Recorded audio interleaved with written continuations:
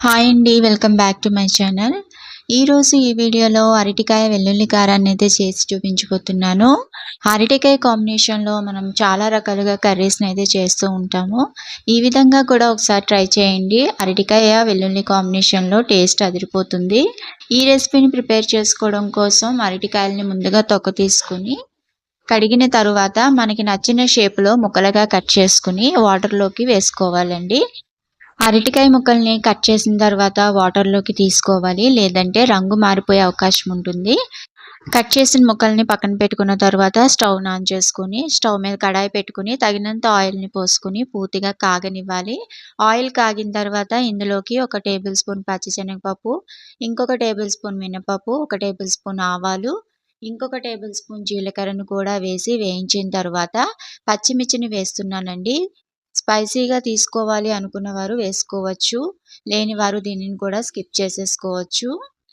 ఇది పూర్తిగా వేగిన తర్వాత ఇందులోకి కొద్దిగా కరివేపాకు, అలాగే తుంచిన ఎండుమిరపకాయలను కూడా వేసుకొని ఒకసారి కలిపిన తరువాత మనం కట్ చేసి పెట్టుకున్నటువంటి అరటి ముక్కల్ని కూడా అందులో వేసేసుకొని పూర్తిగా పైనుంచి కిందకి ఒకసారి కలుపుకొని మూత పెట్టి ఒక 5-10 నిమిషాల వరకు కూడా మగ్గనివ్వాలి.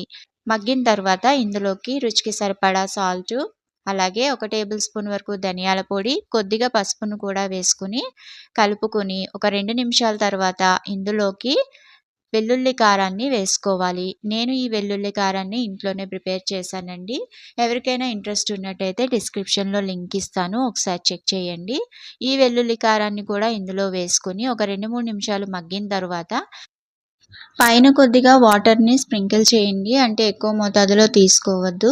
ఈ విధంగా చేయడం వల్ల ఏమవుతుందంటే అన్ని ఇంగ్రీడియెంట్స్ కూడా చక్కగా కలిసిపోతాయి. అలాగే ముక్క గట్టి పడకుండా సాఫ్ట్‌గా తయారవుతుంది. ఈ విధంగా కలుపుకున్న తర్వాత మూత పెట్టి ఒక నిమిషం ఉడికించి స్టవ్ ఆఫ్ చేసేసుకుంటే వేడి వేడి అరటికాయ వెల్లుల్లి కారం అయితే రెడీ అయిపోయింది. లంచ్ బాక్సెస్‌లోకే కాదండి, సైడ్ డిష్‌గా కూడా ఈ టేస్ట్ చాలా కుదురుతుంది. తప్పకుండా మీరు కూడా ట్రై చేయండి. ట్రై చేసిన వారు ఎలా అనిపించిందో కామెంట్ చేయండి. ఈ వీడియో మీకు నచ్చితే లైక్ చేయండి. ఇలాంటి ఇంట్రెస్టింగ్ రెసిపీస్ కోసం నా ఛానల్‌ని సబ్స్క్రైబ్ చేసుకోండి. Thank you for watching.